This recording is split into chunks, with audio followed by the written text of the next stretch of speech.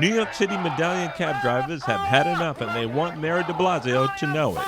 They started a hunger strike as of the 20th of October. They say that they are at immediate risk of foreclosure and bankruptcy after already losing their retirement. They say by no means is this an accident, and that it is clearly the direct result of failed city policy and neglect. Good afternoon, everybody. My name is Beta Desai. I'm the Executive Director of the New York Taxi Workers Alliance.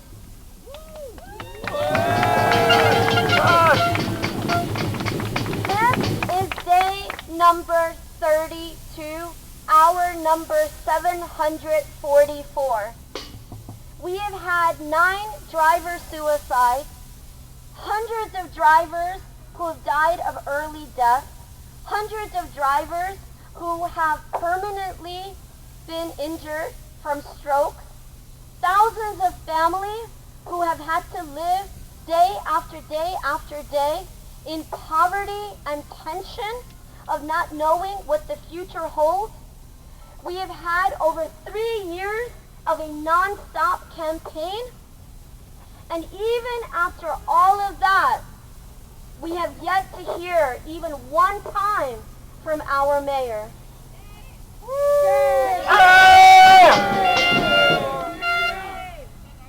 And so after putting everything on the line, the city of New York, which has taken everything from cab drivers and our families, has left us no choice to today putting our bodies on the line for a simple justice that we have been seeking.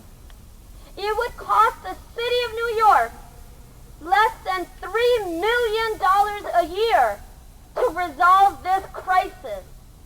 A city with an annual budget of $100 billion. A city which has taken $850 million from just 12 years of medallion sales. A city and a state that has taken over $1 billion from just the congestion surcharges from yellow cab drivers.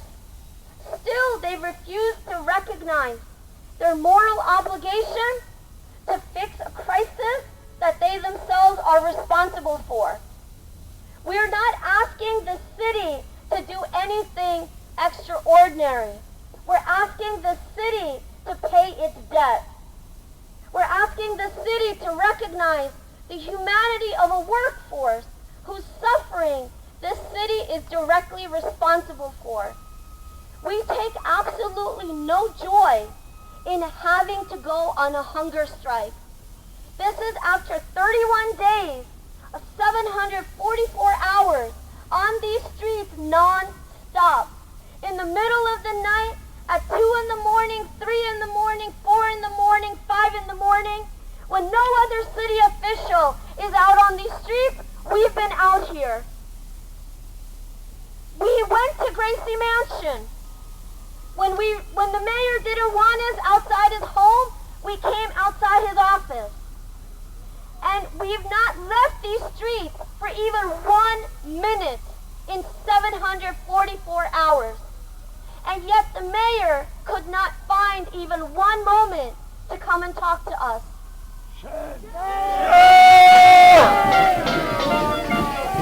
while we take no joy in having to go on a hunger strike, let me be clear that while traditional strikes, which we have had many, workers withhold their labor, in a crisis like this, the labor has already been stolen from the drivers. There is no more labor to withhold when half of the cabs are sitting in storage because even if they were to work, the expenses are so high that every dollar they earn would not only go to those expenses, but they would still be left short. That's pure indentured servitude. So the cabs have been sitting in storage. There is no more labor to withhold. There is no more inches to give in any negotiations. There is no more level of debt to be burdened with on our backs. There is no more cuts that we can make to our groceries and our rent.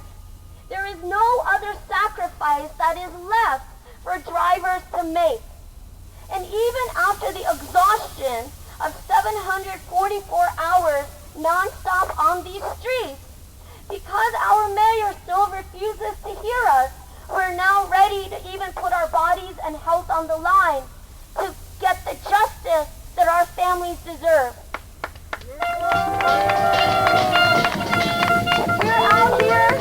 We're out here not only for our children, but we're also out here for our elders. Many of them who cannot go on a hunger strike because of medical conditions that they develop from working 60 to 70 hours a week for a thankless city. We're also out here in the memory of the loved ones who are lost. Our loved ones who are no longer here because of heart attacks and strokes from a thankless city. And so, for the future of our children, in the honor of our elders, in the memory of those who we have lost, today, Wednesday, October 20th, we, the Taxi Workers Alliance, announce our hunger strike for real debt relief because we want our life back, because the city can afford it, because justice is not something that we can take as a compromise. We deserve a real life, and we will not leave these streets until that life is back in our hands, in the hands that drive the steering wheel that is delivered for this city, not only for hours and years, but for decades and a century. Mr. Mayor, you will have to come and deal with us because we are not giving up, we are not leaving until justice is served.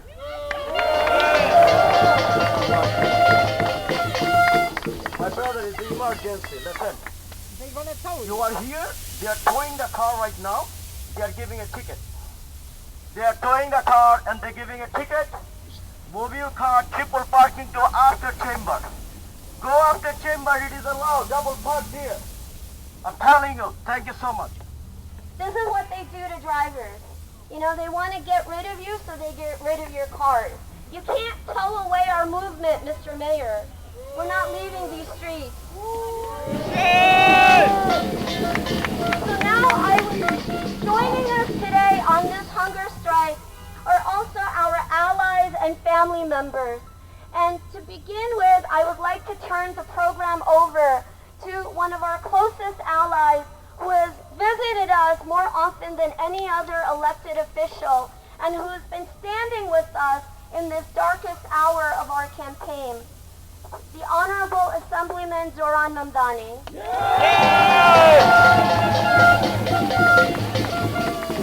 Union power! Zoran power! Union power! Zoran power! My name is Zoran Mamdani. I am the Assembly Member for the 36th District in Northwest Queens, and I will be going on hunger strike with the New York Taxi Workers Alliance.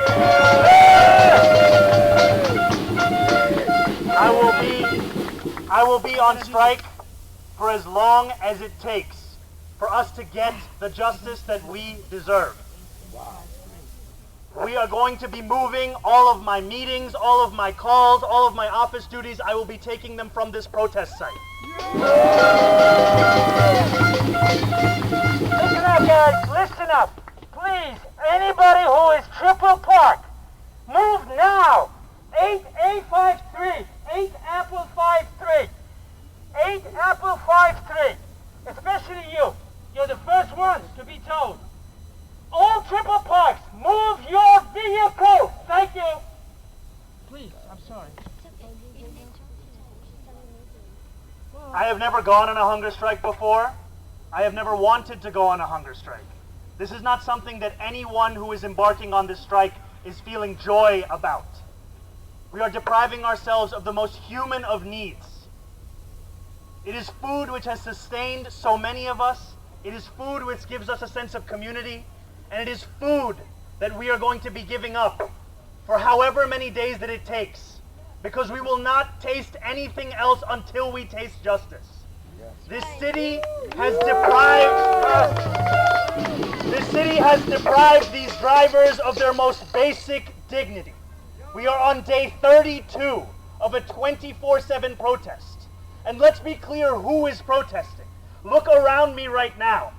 These are the faces of the communities that our politicians love to say that they stand with.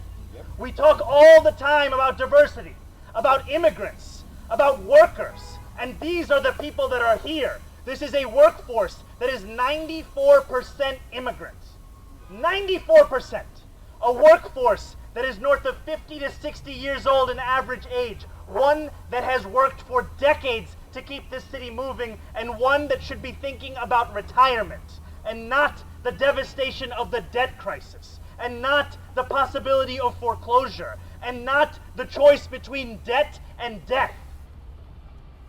We do not want to do this, but we have been forced to do this. And this should be a warning to everyone who has been watching these protests. When we said we were willing to do all that is needed, we meant it. We have been here for 32 days. We have shut down bridges. We are going on a hunger strike. There is nothing that we will leave unturned, no stone unturned, because what is being asked to be risked by these drivers is life and death. We have lost 9 drivers, some of whom taking their own lives in front of City Hall, in front of Gracie Mansion. And sometimes it takes ordinary people and elected officials coming together to showcase the consequences of the policies this city deems acceptable. We will not suffer in silence. We will not suffer out of view. We will suffer right here in front of your office. So every day that you come to work, you can see what it is that you are asking these men and women to suffer through for the rest of their lives.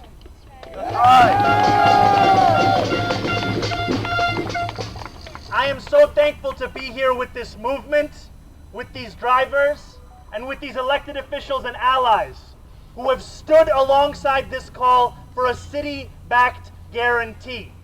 And make no bones about it, when you talk to the mayor, that is the question to ask, a city-backed guarantee. The mayor and the city would not be doing charity to drivers by putting this plan into action. They would be doing justice.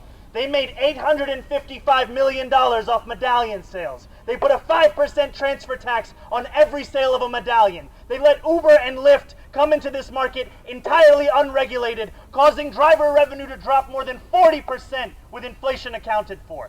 They have created this crisis. They must reckon with their history, and they must resolve this crisis. Yes! We're not here because we want the 65 million to be 70 million or 75 million. We're here because we need a city-backed guarantee. That is the difference. Yes! That is the difference between having a principal, an interest rate, and a monthly payment that is affordable.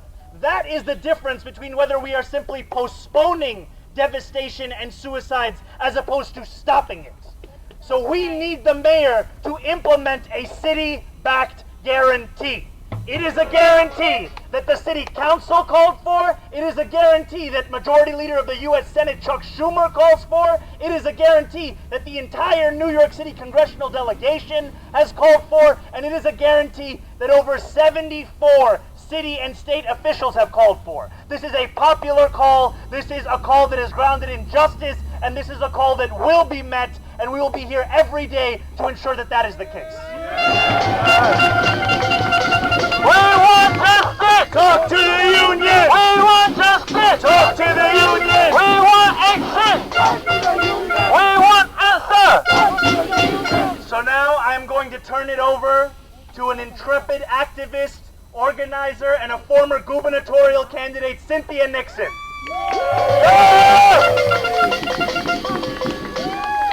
Driver power! Union power! Driver power! Union power! Driver power! Union power! My name is Cynthia Nixon. I am a native New Yorker, a lifelong New Yorker.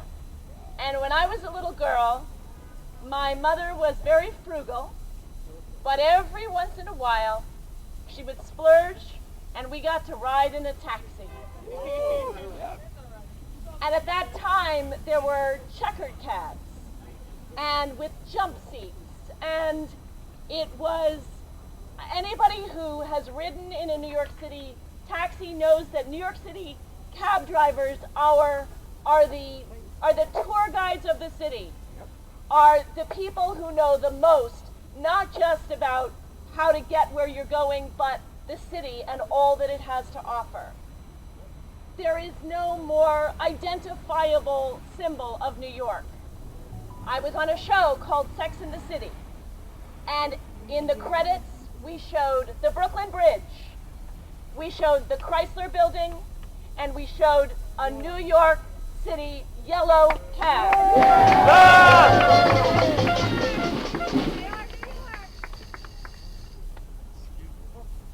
Taxi driving, sorry, go ahead.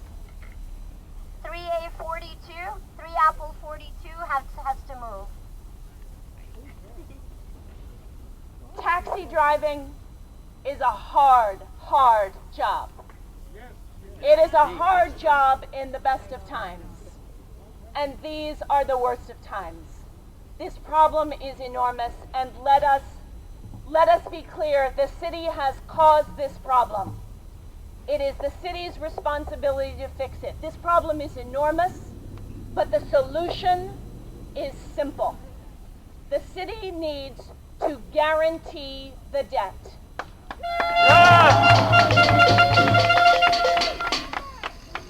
This is not a handout. Nobody is asking for a handout. We're asking to stop the insanity, to stop the suicides, to stop the seizing of people's homes and garnishing of people's bank accounts. And as Oren said, so many elected leaders in New York City know that this is the right thing to do, including Scott Stringer, our very responsible comptroller. He understands about the money, and he understands that this is the right thing to do.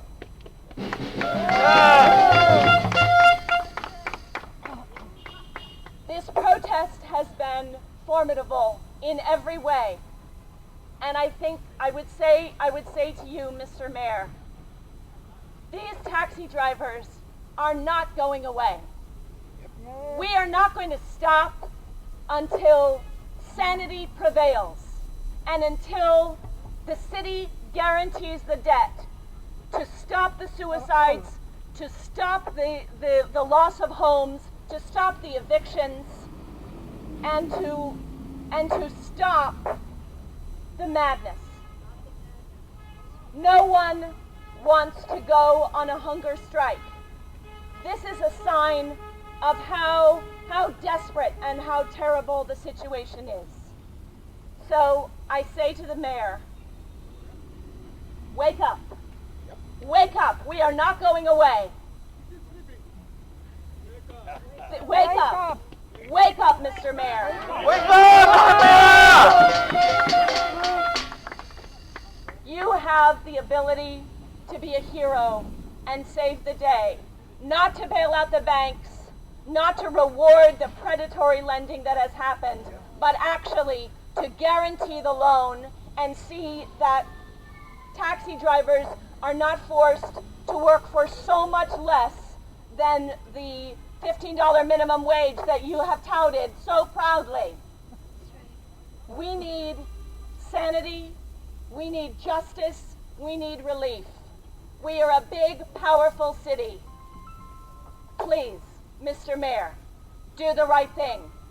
You will eventually, because we're not going away. I'm Faisal Khan for FLK Global Report in Lower Manhattan City Hall. Assemblywoman Marcella Matenis.